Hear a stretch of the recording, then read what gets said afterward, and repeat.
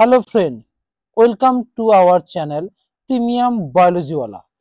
Premium বায়োলজিওয়ালায় আমরা competitive এক্সামের জন্য অর্থাৎ ওয়েস্ট বেঙ্গল পুলিশ বা কেপি, এসএসসি, ডব্লিউবিসিএস ইত্যাদি বিভিন্ন কম্পিটিটিভ এক্সামের জন্য জিকে পোর্শন যেটা থাকে সেটা খুব একটা ইম্পর্টেন্ট পোর্শন। আমরা এই চ্যানেলে বিভিন্ন ধরনের জিকে এবং বিশেষ করে আমরা সায়েন্স জিকের ক্লাসগুলো নিয়ে আসব। অর্থাৎ তোমরা যারা নতুন আছো সাবস্ক্রাইবার, তোমরা আমাদের চ্যানেলটাকে সাবস্ক্রাইব করে রাখো যাতে তোমরা পরবর্তী ভিডিওগুলো সবার আগে পেতে পারো। আমরা এখান থেকে প্রত্যেক দিন কি করব, কিছু কিছু ইম্পর্টেন্ট কোশ্চেন আনসারগুলো আমরা আলোচনা করব। আজকে আমরা জিকে ক্লাস নিয়ে এসেছি, জিকের ইম্পর্টেন্ট কয়েকটা আমরা কোশ্চেন আজকে নিয়ে এসেছি, সেই কয়েকটা কোশ্চেনগুলো আমরা দেখে নিব। ঠিক আছে, চলো আমরা দেখি ফার্স্ট কোশ্চেন কি রয়েছে। দেখো ফার্স্ট কোশ্চেন তোমাদের রয়েছে, দেখো পার্ক স্ট্রিটের নতুন নামকরণ হয়েছে কার নামে। দেখো পার্ক স্ট্রিটের নতুন নামকরণ যেটা করা হয়েছে বর্তমানে, দেখো এখানে অপশন রয়েছে জগদীশ চন্দ্র বসু, মাদার টেরেসা, ডিরোজিও এবং নেতাজি সুভাষচন্দ্র বোস। অর্থাৎ দেখো এই পার্ক স্ট্রিট যেটা নতুন নামকরণ করা হয়েছে কার নামে করা হয়েছে, না ওটা মাদার টেরেসার নামে নতুন নামকরণ করা হয়েছে এই পার্ক স্ট্রিটের নামকরণটা। ওকে, নেক্সট দেখো আমরা 2 নম্বর কোশ্চেন চলে যাই। সেকেন্ড কোশ্চেন যেটা বলেছে, দেখো সিলি পয়েন্ট কথাটি কোন খেলার সঙ্গে যুক্ত রয়েছে। অর্থাৎ সিলি পয়েন্ট আমরা এই খেলার ক্ষেত্রে দেখবে পয়েন্ট, সিলি পয়েন্ট এই কথাগুলো ব্যবহার করা হয়, সেগুলো কোন খেলার সঙ্গে যুক্ত রয়েছে। দেখো বলেছে ফুটবল, ক্রিকেট, হকি এবং টেনিস। তাহলে এই যে 4টা খেলার নাম রয়েছে এদের মধ্যে দেখো আমরা ক্রিকেট খেলাটা দেখেছি, এই ক্রিকেট খেলায় কি হচ্ছে সিলি পয়েন্ট কথাটা এই ক্রিকেট খেলার সঙ্গে যুক্ত রয়েছে। ওকে, নেক্সট দেখো আমরা 3 নম্বর পয়েন্ট চলে যাই, বা 3 নম্বর কোশ্চেনটা আমরা কি দেখবো। দেখো অ্যাডভেঞ্চার্স অফ শার্লক হোমস এর রচয়িতা কে। তাহলে এটা একটা গ্রন্থ যেখানে কি হচ্ছে বলা হচ্ছে অ্যাডভেঞ্চার্স অফ শার্লক হোমস, এই গ্রন্থটা রচয়িতা বা এর রচয়িতা কে। দেখো এখানে বলা হচ্ছে এ বলা হচ্ছে আর.ভি. স্টোন, বি বলেছে অ্যালান ডিউডি, সি বলেছে আর্থার কোনান ডয়েল এবং ডি বলেছে উইলিয়াম শেক্সপিয়ার। তাহলে এর মধ্যে এর রচয়িতা দেখো সি এর অপশনটা, অর্থাৎ আর্থার কি হচ্ছে তোমার কোনান ডয়েল, অর্থাৎ সি এর অপশনটা হচ্ছে এর অ্যান্সার। ওকে, নেক্সট দেখো আমরা 4 নম্বর কোশ্চেন চলে যাই। দেখো বলেছে বদ্ধ অর্থনীতি বলতে কি বোঝায়। দেখো এটা হচ্ছে তোমার ইকোনমি থেকে কিছু দিয়েছে, অর্থাৎ জিকে গুলো বিশেষ করে ডব্লিউবিসিএস বা ওয়েস্ট বেঙ্গল পুলিশ বা বিভিন্ন ক্ষেত্রে দেখবে এই পলিটি বা ইকোনমি থেকে বেশি কোশ্চেন গুলো আসে, তাই এখান থেকে আমরা কয়েকটা কোশ্চেন নিলাম। যেমন কি হচ্ছে 4 নম্বর কোশ্চেনটা বলছে যে বদ্ধ অর্থনীতি বলতে কি বোঝায়। তাহলে বদ্ধ অর্থনীতি দেখো বলেছে একটা আমদানি রপ্তানি বন্ধের কথা বলেছে, নিয়ন্ত্রিত অর্থ সরবরাহ বলেছে এবং শুধুমাত্র রপ্তানি বলেছে, আর কি বলেছে ঘাটতি অর্থনীতি। তাহলে অর্থনীতি এক্ষেত্রে বদ্ধ অর্থাৎ বন্ধ করতে, অর্থাৎ আমদানি এবং রপ্তানি বন্ধকে বোঝানো হয়েছে। অর্থাৎ বদ্ধ রপ্তানি বা বদ্ধ অর্থনীতি বলতে বন্ধ কি, না আমদানি রপ্তানিকে বন্ধকে বোঝানো হয়েছে। ওকে, যদি তোমাদের কোশ্চেন গুলো ভালো লাগে তোমরা ভিডিওটাকে লাইক করবে এবং তোমার বন্ধুদের মধ্যে শেয়ার করে দিবে যাতে তারাও এই জিকে ক্লাসগুলো থেকে কিছুটা উপকৃত হতে পারে। ওকে, দেখো আমরা নেক্সট তাহলে 5 নম্বর কোশ্চেন দেখবো কি বলছে। দেখো প্রথম ভারতীয় দ্বারা গঠিত ব্যাংকের নাম কি। দেখো এটাও একটা খুব ইম্পর্টেন্ট কোশ্চেন। প্রথম কি বলেছে ভারতীয় দ্বারা গঠিত একটা ব্যাংকের নাম। তাহলে ভারতীয় দ্বারা প্রথম গঠিত ব্যাংক একটা হচ্ছে পিএনবি, এসবিআই, ইউবিআই এবং কোনোটি নয় বলেছে। তাহলে দেখো প্রথম ভারতীয় দ্বারা গঠিত ব্যাংক যেটা কি হচ্ছে পিএনবি, অর্থাৎ পাঞ্জাব ন্যাশনাল ব্যাংক, যেটা পিএনবি সেটাই হচ্ছে প্রথম ভারতীয় দ্বারা গঠিত ব্যাংকের নাম। ওকে, নেক্সট দেখো আমরা চলে যাই। তারপরে কোশ্চেন কি বলেছে অর্থবিদ্যা একটি সামাজিক বিজ্ঞান, এটি কে বলেছিলেন। দেখো এটাও দেখো আমরা ইকোনমি থেকে নিয়ে এসেছি, অর্থাৎ বলেছে যে অর্থবিদ্যা, না এক্ষেত্রে অর্থবিদ্যা যে একটা সামাজিক বিজ্ঞান এটা কে বলেছিলেন। দেখো এল রবিনাম, এ মার্শাল, এ স্মিথ আর জে এম টেইলস বা টেন্স। তাহলে এই কথাটা বলেছিলেন কি হচ্ছে, না বি এর অপশনটা হবে কে, না এ মার্শাল। এ মার্শাল যিনি কি হয়েছিলেন, না একজন অর্থবিদ ছিলেন। তিনি অর্থবিদ্যাকে একটা সামাজিক বিজ্ঞানের সঙ্গে তুলনা করেছিলেন, তাই তিনি এটা বলেছিলেন যে অর্থবিদ্যা কি হচ্ছে একটা সামাজিক বিজ্ঞান। এটা বলেছিলেন কে, না এ মার্শাল, যিনি কি করেছিলেন এই কথাটা বলেছিলেন। ওকে, নেক্সট কোশ্চেন আমরা দেখবো। দেখো সংসদের উভয় কক্ষ মনোনীত সদস্যদের সর্বাধিক সংখ্যা কত হতে পারে। তাহলে বলছে যে একটা সংসদে কি হচ্ছে দুটো কক্ষে বা উভয় কক্ষের মনোনীত সদস্যদের সর্বাধিক সংখ্যা কত হতে পারে। তাহলে দুটো কক্ষ যখন বসবে তাদের ক্ষেত্রে মনোনীত বলেছে, দেখো এখানে মনে রাখবে মনোনীত সদস্যদের সর্বাধিক সংখ্যা। দেখো অপশন আছে 10, 12, 14 এবং 20। তাহলে এক্ষেত্রে অপশন দেখো কি হবে, বি এর হবে, অর্থাৎ 12 বা 12টা। কেন এখান থেকে কিছু একটু জেনে রাখবে, দেখবে না 2020 সালে, কত বললাম, 2020 সালে জানুয়ারি মাসে 104তম কি হচ্ছে ধারা বা সংশোধন করা হয়েছিল। 104তম সংশোধনের আইন করে এই অনুযায়ী অ্যাংলো ওরিয়েন্টাল, অর্থাৎ অ্যাংলো ওরিয়েন্টালকে বিলুপ্ত কিন্তু করা হয়েছে। আগে এই 12টা কি হচ্ছে অ্যাংলো ওরিয়েন্টাল ছিল, যেটা কি হচ্ছে 2020 সালের পরে এই আইনটা এই ওরিয়েন্টালকে বিলুপ্ত করা হয়েছে। কত নম্বর ধারা, 104তম সংশোধনী বিল এনে। ওকে, এই জিনিসটা একটু এখান থেকে এক্সট্রা একটু মনে রাখবে। নেক্সট দেখো আমরা চলে যাই তারপরে 8 নম্বর কোশ্চেন কি বলেছে, নিম্নলিখিত কোনটি সাংবিধানিক প্রদত্ত মৌলিক কর্তব্য নয়। বলছে সাংবিধানিক দ্বারা মৌলিক কর্তব্য নয়, এটা পলিটি থেকে দিয়েছে। দেখো জিকের ক্ষেত্রে দেখবে এই ধরনের পলিটি বা ইকোনমি থেকে কিছু কিছু কোশ্চেন গুলো আসে। যেমন দেখো বলেছে সংবিধান প্রদত্ত মৌলিক কর্তব্য নয়, তাহলে কোনটা মৌলিক কর্তব্য নয়, দেখো এ বলেছে জনসম্পত্তি রক্ষা, এ বলেছে জনসম্পত্তি রক্ষা, বি বলেছে জাতীয় সঙ্গীতকে সম্মান প্রদর্শন, 3 বলেছে পরিবেশ রক্ষা উপযোগী হওয়া, 4 বলেছে ভোটাধিকার। তাহলে দেখো এখানে আমাদের এই যে ডি এর অপশন অর্থাৎ ভোটাধিকার, এটা কিন্তু সংবিধান দ্বারা প্রদত্ত মৌলিক কর্তব্য নয়, বাকিগুলো কিন্তু মৌলিক কর্তব্য।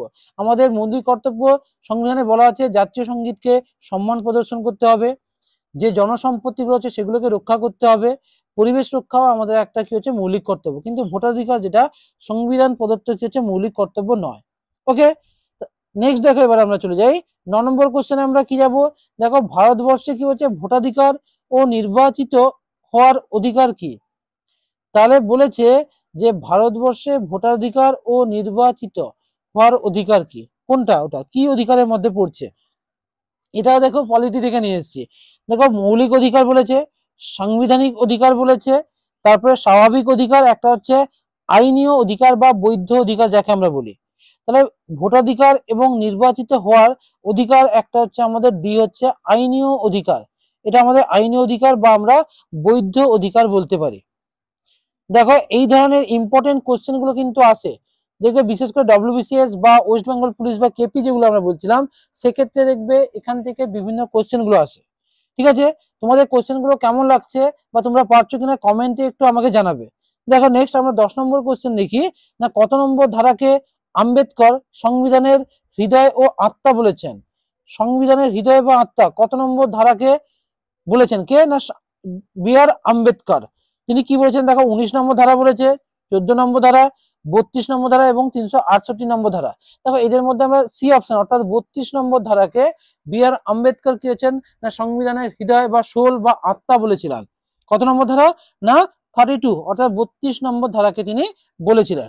ওকে, নেক্সট দেখো আমরা চলে যাই, তারপর দেখো 11 নম্বর কোশ্চেন, দেখো সংসদের শূন্য পর্ব বা জিরো হাওয়ার। দেখো এইটা খুব ইম্পর্টেন্ট, শূন্য পর্ব বা জিরো হাওয়ার সর্বোচ্চ সীমা কত। তাহলে একটা যে সংসদের মধ্যে শূন্য পর্ব বা জিরো হওয়ার পরে তার সর্বোচ্চ সীমা কত থাকে, দেখো বলেছে 15 মিনিট, 30 মিনিট, 60 মিনিট এবং 90 মিনিট বলেছে। তাহলে দেখো এই যে জিরো হাওয়ার বা শূন্য পর্ব, সেই জিনিসটা কি একটু আমরা দেখে নিই। দেখো 1962 সালে ভারতীয় সংসদে, কত সাল বললাম না 1962 সালে ভারতীয় সংসদে কি করেছিল বা সংসদীয় কার্যাবলীতে এই জিরো হাওয়ার উপস্থাপিত হয়েছিল। কত সালে, 1962 সালে ভারতীয় সংসদীয় কার্যাবলীতে এই জিরো হাওয়ার বা শূন্য পর্বটা চালু হয়েছিল। যেটা কি হয়েছিল না দুটো ঘটনা বা দুটো পর্বের মাঝখানে একটা 30 মিনিটের ব্রেক যেটাকে বলা হচ্ছে, ওইটা এর সর্বোচ্চ সীমা কত ছিল, তাহলে 30 মিনিট ছিল। তাহলে এটা একটু তোমরা দেখে নিবে এক্সট্রা হিসাবে। ওকে, নেক্সট দেখো আমরা পরবর্তী দেখো 12 নম্বর কোশ্চেনে চলে আসি, হচ্ছে পূর্বঘাট ও পশ্চিমঘাট পর্বতকে যুক্ত করেছে কোন পর্বত।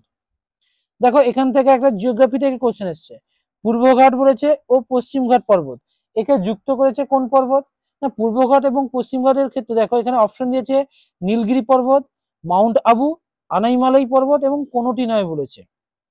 এবার দেখবে না এই পূর্বঘাট এবং পশ্চিমঘাট পর্বতকে যদি আমরা বলি যে এক্ষেত্রে যুক্ত করে রেখেছে কি হচ্ছে না, দেখো আমরা আমরা যদি এক একটা অপশন দেখি, দেখো নীলগিরি পর্বত বলছি, তারপর কি হচ্ছে মাউন্ট আবু বললাম, আনাইমালাই পর্বত বললাম, আর কি হচ্ছে কোনোটি নয়।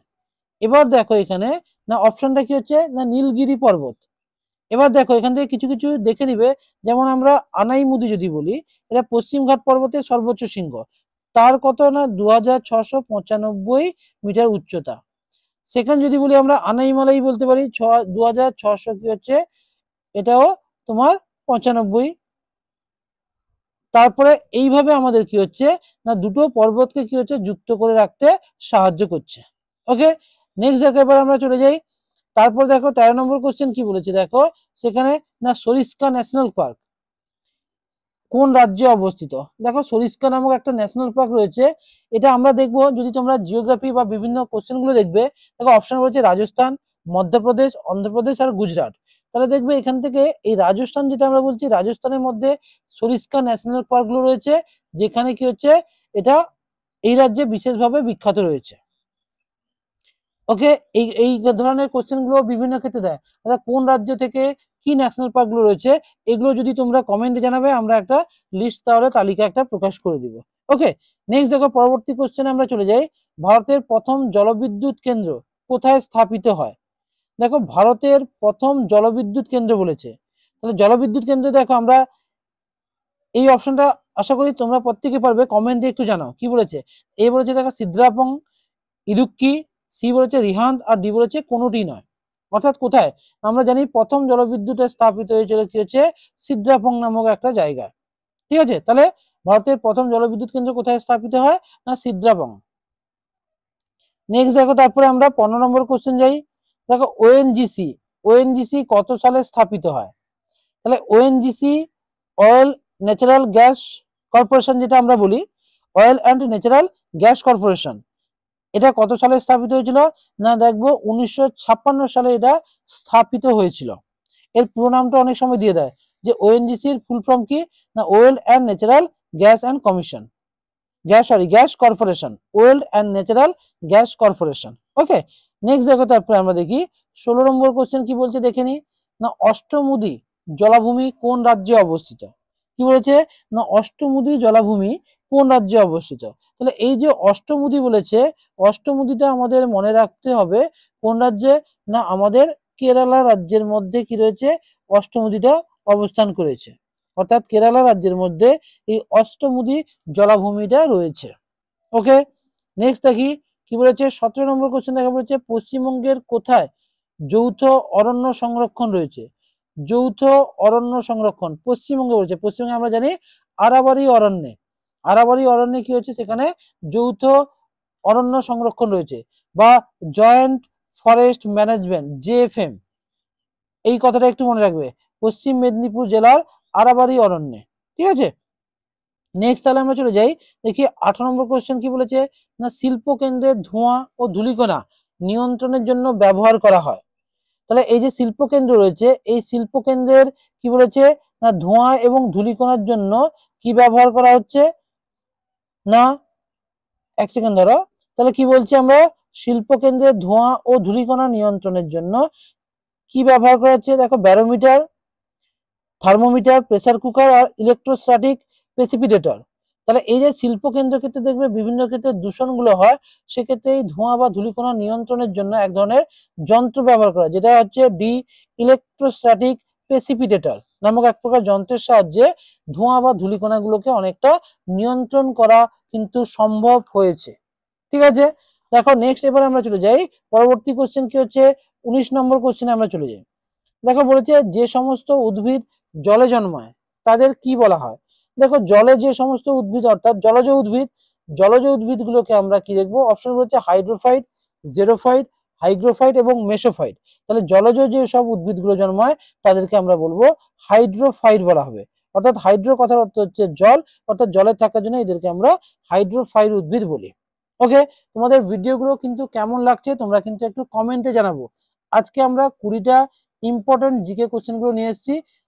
এরপরে নেক্সট আমরা বিভিন্ন ক্ষেত্রে কি হচ্ছে না সায়েন্সের উপর অর্থাৎ বিজ্ঞানের উপর বিভিন্ন ধরনের কোশ্চেন গুলো নিয়ে আসবো। ঠিক আছে, দেখো নেক্সট আর লাস্ট কোশ্চেন আমরা দেখে নিই কি বলেছে না পূর্ব হিমালয়ের বৃহত্তম হিমবাহের নাম কি। তাহলে পূর্ব হিমালয় বলেছে, এই পূর্ব হিমালয়ের বৃহত্তম হিমবাহের নাম কি। দেখো পূর্ব হিমালয়ের বৃহত্তম হিমবাহ বলতে দেখো কি বলছে, একটা জেমু হিমবাহ বলেছে, লোনাক বলেছে, খুম্বু বলেছে, আর একটা হচ্ছে টোলাম্বার বলেছে।